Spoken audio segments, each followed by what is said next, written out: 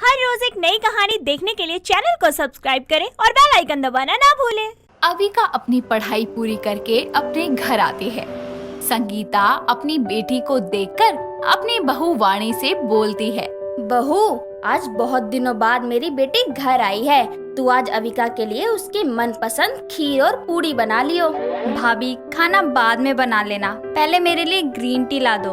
वाणी kitchen में जाकर अविका के लिए ग्रीन टी लेकर आती है और उसको उसके दोस्त से फोन पर बात करते हुए देखने लगती है। वाणी को इस तरह उसकी बातें सुनता देखकर अविका अपनी भाभी से बोलती है। भाभी, क्या हुआ? आप मुझे ऐसे क्यों देख रही हो? दीदी, आपने मुझे बोला था कि मैं आपके लिए ग्रीन टी लेकर आऊं, जो मैं लेकर भी आ गई। फिर आपने मुझे जाने के लिए नहीं बोला, इसीलिए मैं आपको देखने लगी।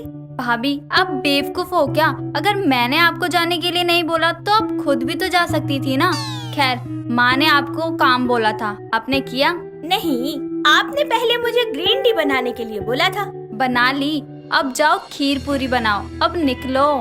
अविका अपनी भाभी को बाहर भेजकर अपने दोस्त अरुण से वापस बात करने लगती है और बोलती है, यार पता नहीं मैं कहाँ आकर फंस गई। तुम्हें तो खुश होना चाहिए था जो तुम्हें इतनी अच्छी भाभी मिली।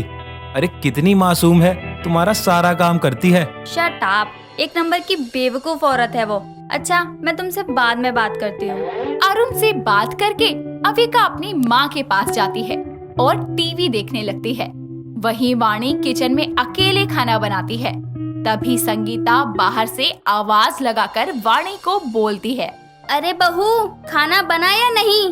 बन गया, बस अभी लाई। वाणी अपनी सास से झूठ बोलकर खुद से बोलती है। अब क्या करूं? अगर माँ जी को बोला कि मैंने खीर नहीं बनाई तो वो तो बहुत गुस्सा हो जाएंगी और दीदी क्या सोचेंगी कि मैंने जानबूझकर उनकी पसंद की खीर नहीं बनाई। हाय, अब मैं क्या करूं? एक काम करती हूँ। वाणी के दिमाग में एक प्लान आता है और वो गर्म दूध में चीनी और कुछ उबले हुए चावल डालती है और बाहर जाकर सबको खाने के लिए देती है। खाना खाने के बाद जब अविका खीर खाती है तो गुस्से में बोलती है, भाभी, जब भगवान दिमाग बांट रहा था तो क्या आप घास चढ़ने गई थी? क्या हुआ अविका, तू बहू पर इतना गुस्सा क्यों कर रही है? आप एक बार खीर खा कर देखो, आपको खुद ही पता चल जाएगा। अविका के कहने पर संगीता खीर खाती है और वाणी से बोलती है, बहू, ये तो दूध चावल है, मैंने तुझे खीर बनाने को बोला था। माँ जी, ये भी तो खीर ही है ना। देखिए, इसमें दूध, चीनी, चावल सब कुछ तो है। बस भाभी, हमें मत सिखाओ। माँ, आप इस घर में बहू लेकर आई हो या बेवकूफ? एक काम सही से नहीं कर सकती। अविका अपनी भाभी पर गुस्सा निकालकर अपने कमरे में चली जाती है और संगीता भी वाणी की इस बेवकूफी को देखकर वहाँ से सोने चली जाती है। वाणी को अपनी ननद की बात बिल्कुल अच्छी नहीं लगती, इसीलिए वाणी अविका के लिए दूध गर्म करके उसके कमरे में जाती है। अपनी भाभी को अपने रूम में देखकर अविका को फिर से गुस्सा आता है और वो अपनी भाभी से बोलती है, आप बिना नॉक किए मेरे रूम में कैसे आई? मैं अपने पैरों से आई और आपके लिए दूध लेकर आई हूँ और आपसे माफी भी तो मांगनी थी। मैं आपकी फेवरेट खीर नहीं बना सकी। माफ किया मैंने, जाओ। पर ये दूध कहाँ रखूं? टेबल पर रखो और जाओ यहाँ से। वाणी टेबल पर दूध रखकर वहाँ से चली जाती है। वाणी के जाते ही संगीता अविका के रूम में आती है और उसे बोलती है, वाणी थोड़ी भोली है, तू अपनी भाभी पर इतना गुस्सा मत हुआ कर। माँ, वो भोली नहीं है, बेवकूफ है और मैं बेवकूफ इंसान को टॉलरेट नहीं कर सकती, इसलिए आप उनको मुझसे दूर ही रखा करो। अब मुझे बहुत नींद आ रही है, मुझे सोने दो। इतना बोलकर अविका कंबल ओढ़कर सो जाती है। संगीता भी वहाँ से चली जाती है। अपनी माँ के जाते ही अविका अरुण से कॉल पर बात करने लगती है और जब सुबह उसकी आंखें खुलती है तो वाणी उसके सामने खड़ी होती है। अपनी भाभी को फिर से सामने देखकर अविका बोलती है, ये बेवकूफ फिर से मेरे सर पर आकर खड़ी हो गई।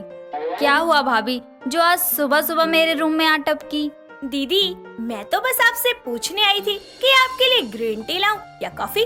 भाभी, मैं ग्रीन टी पीती हूँ ना, तो आप मेरे लिए वही लेकर आओ और मेरा फोन चार्ज पर रख दो जब तक मैं फ्रेश होकर आ रही हूँ। अपनी भाभी को काम बोलकर अविका फ्रेश होने के लिए चली जाती है और वाणी फोन को चार्जर के ऊपर रखकर चली जाती है।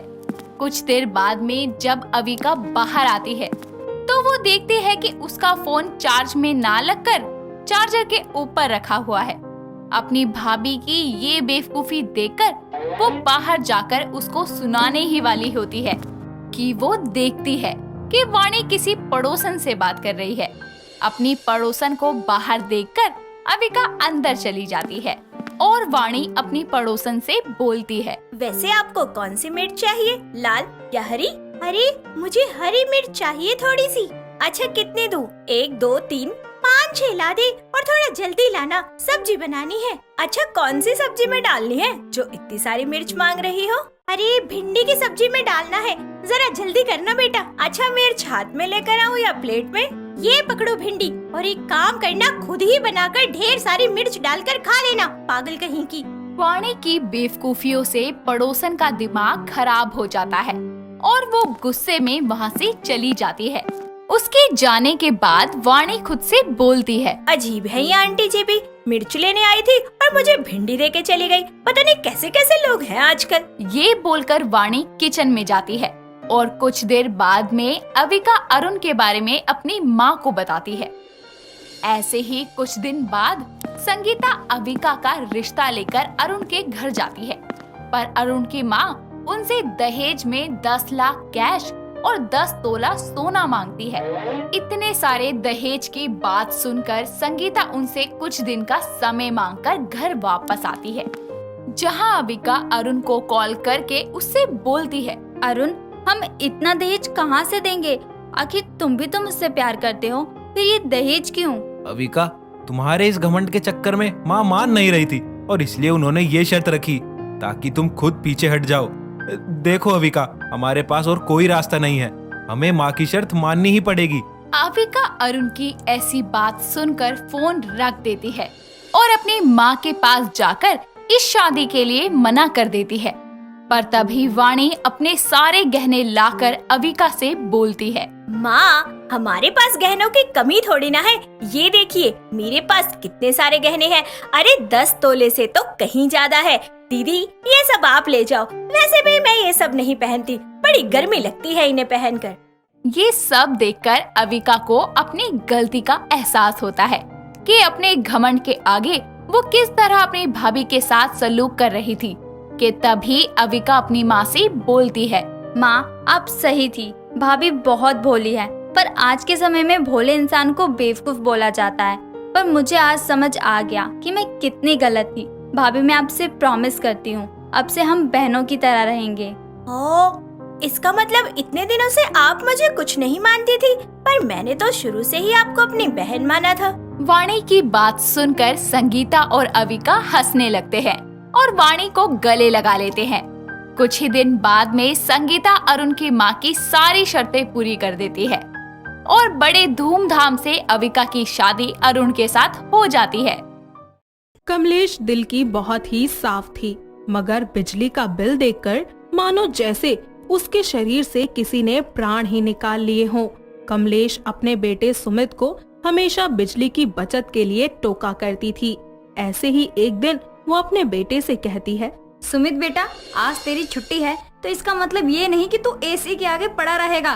पता भी है तुझे एसी का बिल कितना आता है? अगर तू ऐसे ही एसी चलाएगा तो बिल देने के लिए मुझे अपनी किडनी बेचनी पड़ेगी। माँ मुझे आराम करने दो, अगर बंदा गर्मी की दोपहर में एसी नहीं चलाएगा तो क्या सर्दी में चलाएगा? बेटा मैं एसी बंद कर रही हूँ, अगर तूने एसी दोबारा चलाया ना तो तुझे मेरी लाश पे से होके गुजरना पड़ेगा। इतना कहकर कमलेश एसी बंद कर देती है।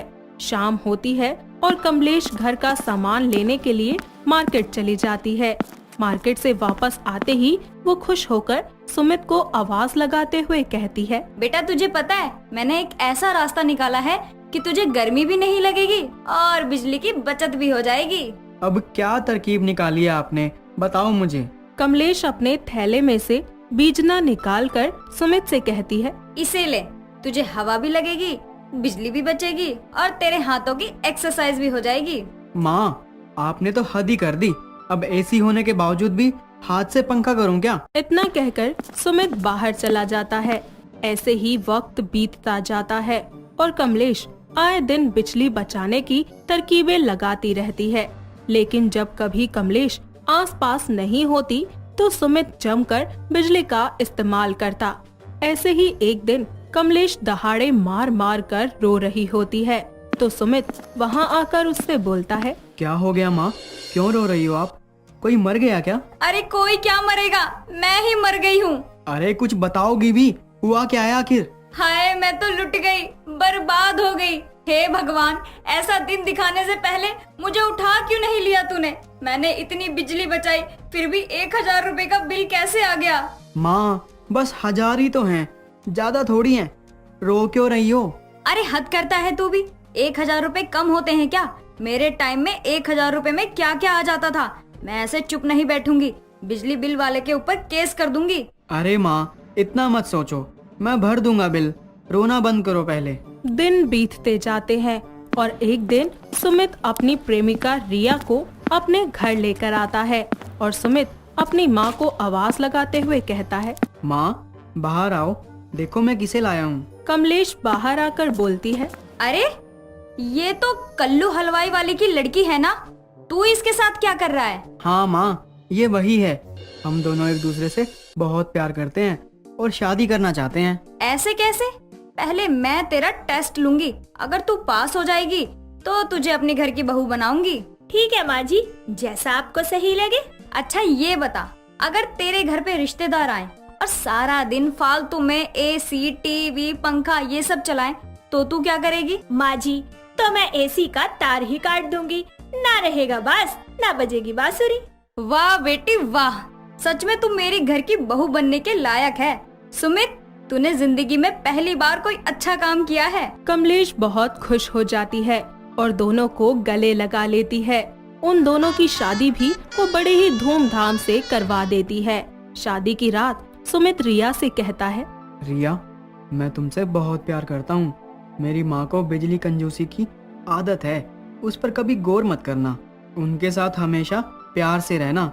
मेरी माँ के सिवा दुनिया में कोई नहीं है मेरा, मैं चाहता हूँ कि तुम उनका हमेशा ख्याल रखो अच्छे से। अरे तुम चिंता मत करो, मैं उनका ध्यान बिल्कुल अपनी माँ की तरह रखूंगी। सुबह होती है और सुमित अपने काम पर चला जाता है। रिया कमलेश के साथ मिलकर अपना दिन बिताती है। शाम होती है और सुमित ऑफिस से वापस घर आता है तो अपने कमरे में जाकर वो बहुत ही ज्यादा हैरान हो जाता है। साथ ही रिया से वो पूछता है। रिया ये पूरे घर में मोमबत्तियाँ क्यों जल रही हैं? ये चल क्या रहा है? अरे मेरी जान, मैंने और मम्मी जी ने घर की सारी लाइट बंद कर दी है, इससे हमारी बिजली भी बच जाएगी और हम सब मिलकर कैंडल लाइट डिनर भी कर लेंगे। सुमित बेचारा कुछ नहीं कहता और खाना खाकर सो जाता है। ऐसे ही दिन बीतते जाते हैं। अब कमलेश और रिया रोज मोमबत्ती जलाकर बिजली बचाते। ऐसे ही एक दिन अचानक सुमित के चिल्लाने की आवाज आती है। रिया और कमलेश भागते भागते उसके पास पहुंचती हैं और कहती हैं। जी आप ठीक तो है ना? अरे बेटा क्या हुआ, तुझे चोट कैसे लग गई?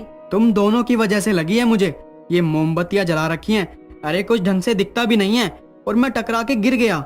बहुत हो गया तुम दोनों का ड्रामा, अब लाइट जलाओ सब, वरना मुझसे बुरा कोई नहीं होगा। रिया सारे घर की लाइट्स को जला देती है। अगले दिन कमलेश बहुत ही ज्यादा उदास होकर अपने कमरे में बैठी होती है कि तभी रिया वहाँ आकर कहती है। माँ जी क्या हुआ आपको? आप ऐसे उदास क्यों हैं? आप जानती है ना मैं आपको उदास नहीं देख सकती। उदास ना हूँ तो क्या करूँ बहू, ये सुमित भी ना बिजली बचाने ही नहीं देता मुझे, और बिजली बिल बहुत सारा हो चुका है, तो क्या स्वर्ग से उतर के इसका बाप बिल भरेगा? माँ जी अगर आप बुरा ना मानो ना तो मेरे पास एक फैंटास्टिक आइडिया है जिससे हम बिजली भी इस्तेमाल करेंगे और हमारा बिल भी नहीं आएगा। हाँ हाँ बहू बताना, नेक काम में देरी कैसी? अगर हम बिजली के खंभे पर तार डालकर डायरेक्ट बिजली ले ले तो फिर तो हम जितनी मर्जी बिजली इस्तेमाल करें किसी को पता भी नहीं चलेगा। क्या बात है, मैं वारी जाऊं तुझ पे, अब तक ये आइडिया मुझे क्यों नहीं आया? भगवान तेरी जैसी बहू सबको दे। ऐसे ही कमलेश और रिया रोज तार डालकर बिजली चुराती और सारा दिन सभी लाइट्स, टीवी और बाकी घर की चीजों को ऑन रखा करती। ऐसे ही एक दिन सुमित घर आता है और कहता है। ये क्या माँ, मैं गया था तो एसी चालू था और आया तो भी, और आपने बिना जरूरत के सब लाइट जला रखी हैं। आप ठीक तो हैं ना? अरे बेटा, तू भी ना, फिक्र करने की क्या बात है, तेरा जो दिल करे तू वो चला।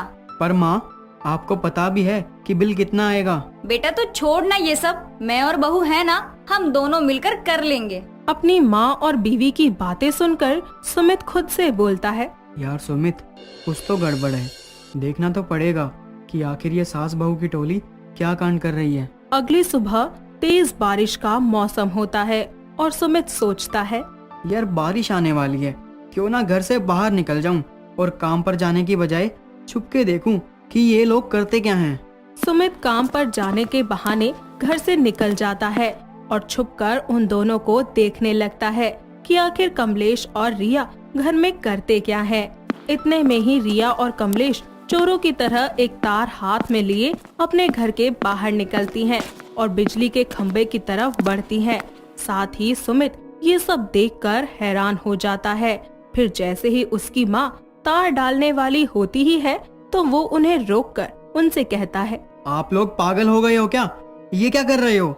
बिजली है ये, अगर आप लोगों को करंट लग जाता तो पिताजी की तरह स्वर्ग सिधार जाते आप भी। या आप लोगों ने एक बार भी नहीं सोचा कि अगर बिजली डिपार्टमेंट को पता चला कि तुम लोग ये सब कर रहे हो तो कितना जुर्माना देना पड़ेगा और जो बदनामी होगी वो अलग। बेटा सुमित, मुझे माफ कर दे, मुझसे गलती हो गई।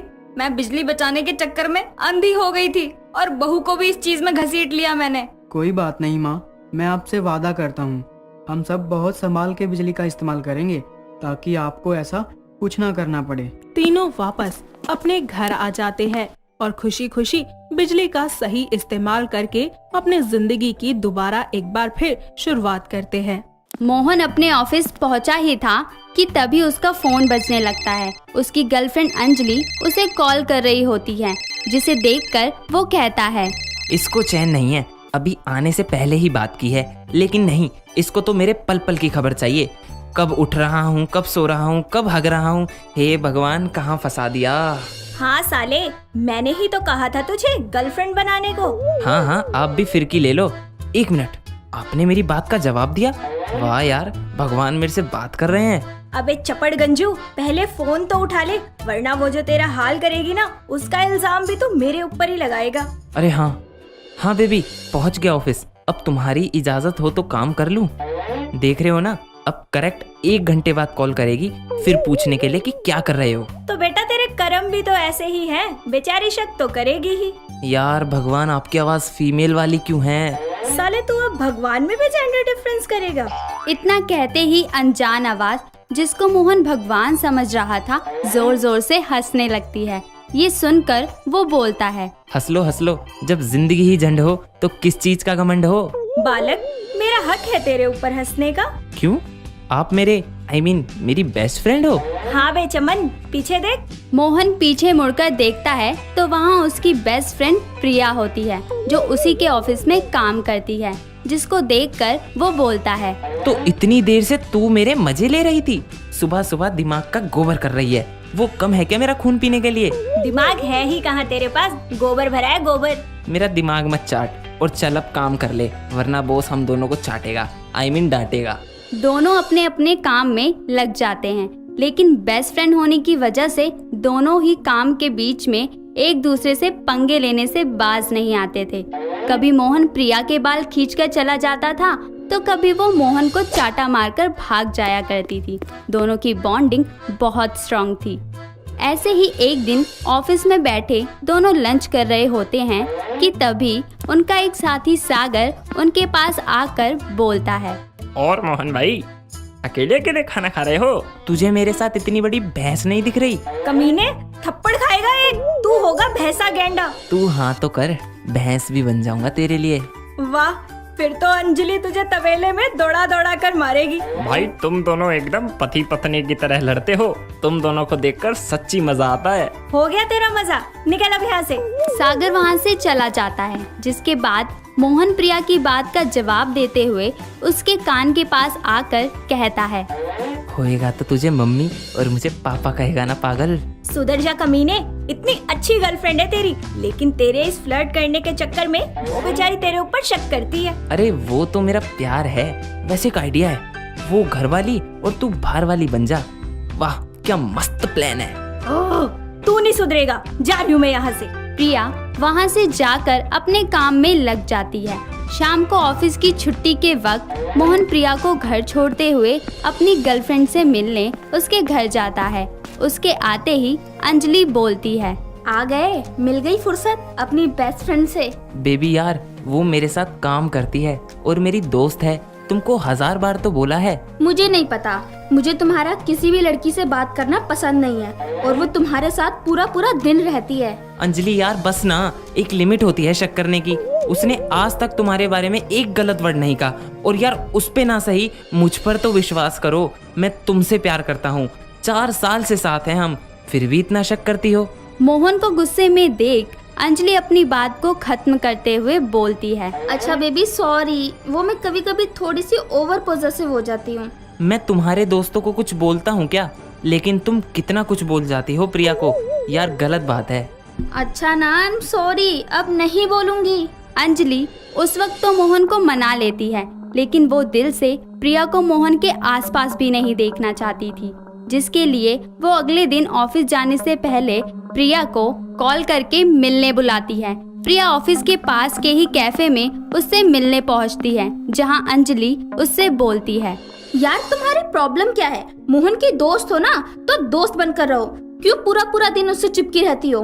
अंजलि, तुम गलत समझ रही हो, मेरा यकीन करो, मैं बस उसकी बेस्ट फ्रेंड हूँ यार, उसके अलावा मैं उसके लिए कुछ फील नहीं करती। बस रहने दो, ट्रस्ट और तुम पर 4 साल से मैं और वो साथ है, लेकिन आज तक उसने किसी और के लिए मेरे से झगड़ा नहीं किया, पर तुम्हारा नाम लेते ही उसका पारा चढ़ जाता है। ठीक है अंजलि, मैं उसे समझा दूंगी कि वो तुमसे ना लड़े। ओ प्लीज, ये ड्रामे मेरे सामने मत करो, बस उससे दूर रहो, समझी? तुम हमारे रिश्ते के बारे में गलत समझ रही हो, वो बस मेरा अच्छा दोस्त है। अरे मैं तो उसे दोस्त से ज्यादा अपना भाई समझती हूँ। फिर भी अगर तुम्हें कोई दिक्कत है तो मैं हमेशा के लिए तुम्हारी जिंदगी से चली जाऊंगी। अंजलि अपना गुस्सा उतारकर वहाँ से चली जाती है, लेकिन उन दोनों की ये बात वहाँ मौजूद सागर सुन लेता है। कुछ देर में प्रिया ऑफिस जाकर नौकरी छोड़ने की बात करती है। उसकी ये बात सुनकर मोहन उससे रीजन जानने की कोशिश करता है, लेकिन वो अपना मुंह नहीं खोलती। इतने में वहाँ सागर आकर बोलता है, भाई मैं बताता हूँ ना रीजन। सागर कैफे में सुनी सारी बातें मोहन को बता देता है, जिसको सुनकर वो गुस्से में अपना बैग उठाकर अंजलि से मिलने निकल जाता है। ये देख प्रिया सागर से कहती है, सागर तू पागल है, तूने सुन लिया था तो उसको क्यों बताया? जो गलत है सो गलत है, उसका जानना जरूरी था। प्रिया भी मोहन के पीछे निकल जाती है। कुछ ही देर में मोहन अंजलि के घर पहुंचता है और गुस्से में बोलता है, तुमको प्यार की भाषा समझ नहीं आती ना यार, कितनी बेशरम हो तुम। मैंने 1000 बार कहा है वो मेरी दोस्त है, लेकिन नहीं, तुम्हारे शक ने ना आज सारी हदें पार कर दी हैं। ओह, तो भर दिए उसने तुम्हारे कान। मुझे लगा ही था कि वो कुछ ऐसा ही करेगी। आखिर तुम्हें छीनना जो चाहती है मेरे से। ओ जस्ट शट अप अंजलि, तुम पागल हो चुकी हो क्या? वो तो ऑफिस छोड़कर जा रही थी, सागर ने कैफे में तुम दोनों की बातें सुनी थी, उसने मुझे बताया। तुमने ना मेरे प्यार को बदनाम कर दिया। 4 साल के इस रिश्ते को ऐसे बर्बाद करोगी, सोचा नहीं था। Mohan, I am sorry, I know मैंने गलत किया, मुझे माफ कर दो, लेकिन प्लीज मुझे छोड़ के मत जाओ। मैं तुमसे सच में बहुत प्यार करती हूँ, बस इसलिए ये सब किया। इतने में प्रिया वहाँ आकर बोलती है, तुझे मेरी कसम है, अगर तूने अंजलि को छोड़ा, यार वो तुझसे प्यार करती है, और कोई भी गर्लफ्रेंड अपने बॉयफ्रेंड को किसी और लड़की के साथ देखेगी तो जलेगी ना। प्रिया यार, रिश्ते में आने वाली गलत फहमियों को बात करके सुलझाना चाहिए, ना कि किसी तीसरे पर्सन को उसके लिए ब्लेम करना चाहिए। देख यार, मुझे कुछ नहीं पता, मैंने जो कहा है ना तू बस वो कर, तुझे अंजलि को माफ करना ही होगा। पर यार, पर वर कुछ नहीं, जो बोला है ना वो करो। ठीक है अंजलि, आज प्रिया के कहने पर हमारा रिश्ता बच रहा है, याद रखना दोबारा ये भूल ना हो। नहीं मोहन, दोबारा कभी नहीं करूँगी। और प्रिया, मुझे माफ कर दो, मैंने सच में तुमको गलत समझा। आज तुम्हारे कारण ही मोहन मुझे छोड़कर नहीं जा रहा। मैं तुम दोनों के बीच में कभी नहीं आऊंगी, डोंट वरी, ये मेरा दोस्त है और दोस्त ही रहेगा। मोहन अंजलि को माफ कर देता है और उसको दूसरा मौका देता है। अंजलि भी अब प्रिया की दोस्त बनकर उसके और मोहन के साथ खुशी खुशी रहने लगती है। दोस्तों अगर आपको ये कहानी पसंद आई तो इसे लाइक करें, शेयर करें और कमेंट करके बताएं कि कहानी में आपको सबसे अच्छा क्या लगा।